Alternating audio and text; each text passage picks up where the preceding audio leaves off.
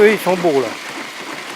Il y a un petit peu de déchets, mais ça va ça. Là, au mois de septembre, il n'y a jamais tombé d'eau, alors forcément, ça ne les a pas abîmés. Les variétés actuelles sont beaucoup plus adaptées au mode de production et au mode de consommation actuel. Donc il est normal que nous travaillions aussi pour les metteurs en marché qui vont nous demander des produits qui se conservent mieux.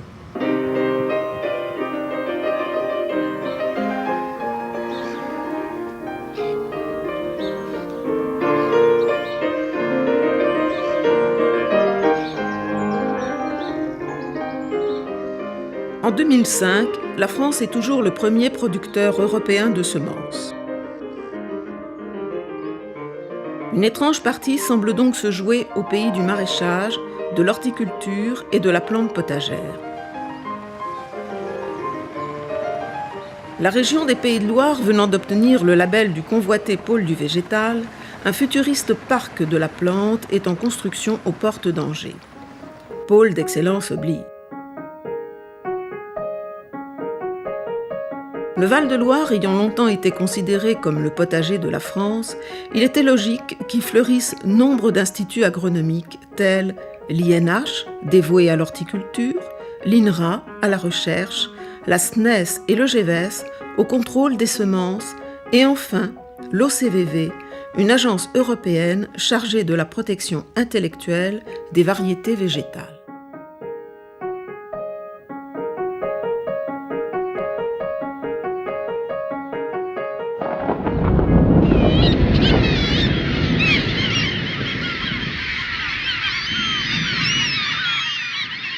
Autant d'institutions majoritairement financées par le denier public et dont on aimerait comprendre, sinon le fonctionnement, du moins la fonction.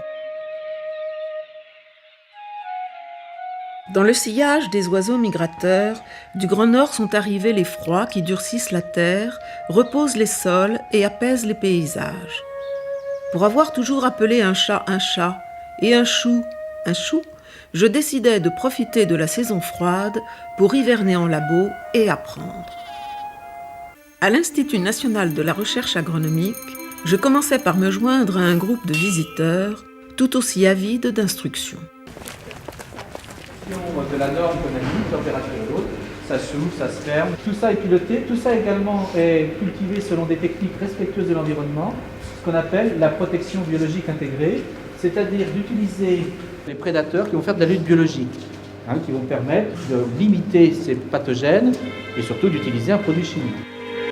En dernier recours, quand malheureusement la population de parasites augmente et que les prédateurs n'arrivent pas à tout éliminer, on utilisera le produit chimique. Pas trop agressif, il ne faut pas tuer les prédateurs, mais on va quand même en tuer. Alors il n'y a pas d'OGM au champ à l'INRA, donc il n'y a rien à dire.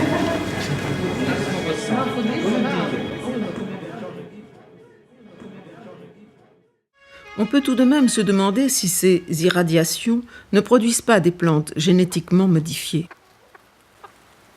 C'est-à-dire qu'on n'insère pas un gène qui vient de l'extérieur, on modifie le génome dans les cellules reproductrices de la plante par des procédés mécaniques, chimiques, nucléaires, par des irradiations, ou en bombardant avec des rayons X ou neutrons, ou des choses comme ça, un peu comme on fait l'irradiation des aliments, parce que ça aussi ça existe. On irradie des tas d'aliments, en particulier à l'aval, des tas de produits alimentaires, et les consommateurs se battent pour que tous les produits irradiés soient étiquetés. On est loin d'avoir...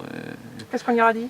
Alors on irradie les aliments vivants qu'on veut conserver assez longtemps, donc les fruits secs, les framboises en barquette, l'ail, les pommes de terre pour pas qu'elles germent, l'ail pour pas qu'il pousse. L'ail irradié ne fera plus de descendance, mais ils se conservent, ils sont comme momifiés un petit peu en quelque sorte, ces aliments-là. On a maintenant un peu partout des céréales volontairement stériles pour que les paysans soient obligés de se réapprovisionner. Dans les légumes en France, c'est aussi le cas ? Dans les plantes de grande culture en Europe, il y a des projets de développement de variétés stériles, des plantes qui ne peuvent pas être semées, comme les hybrides, Mais les hybrides ne sont pas stériles, ils donnent une graine, cette graine peut être récoltée, etc.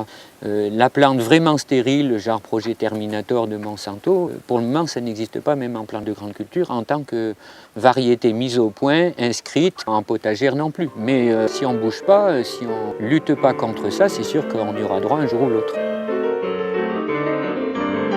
La Station nationale d'essai des semences se trouve juste en face de l'INRA. Il n'y a que la rue à traverser. Tout ce qui est produit en France est contrôlé. C'est toute la régulation du génome qui est perturbée. Par nos interventions? Aucune idée. Toutes les plantes, disons chez les choux, que ce soit des hybrides ou des vieilles populations, tout le monde est atteint alors qu'elles n'étaient pas atteintes il y a 10 ou 15 ans.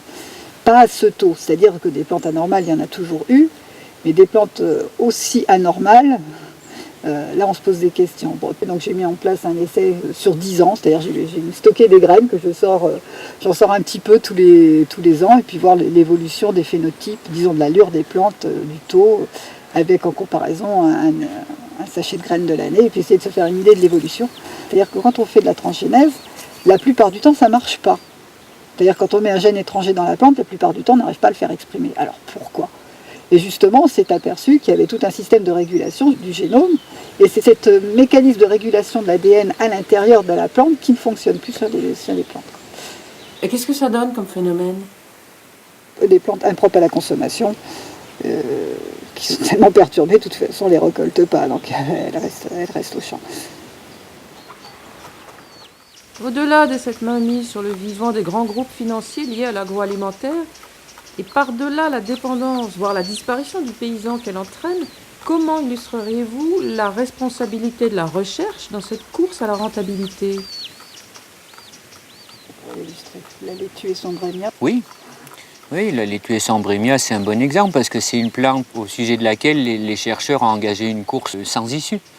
À chaque fois qu'ils sélectionnent une variété avec une nouvelle résistance, de toute façon, le parasite montre qu'il a une souche qui contienne cette résistance. Donc on va chercher de plus en plus de gènes de résistance. À chaque fois qu'on introduit un gène de résistance dans la plante, on la fragilise. Et à chaque fois qu'on a pris ces gènes dans la nature, on va les chercher un peu plus loin, donc avec des techniques un peu plus perturbantes. Il est évident, il n'y a pas besoin d'être très intelligent pour comprendre que de toute façon, on va dans le mur, comme dit Véronique, à ce sujet-là.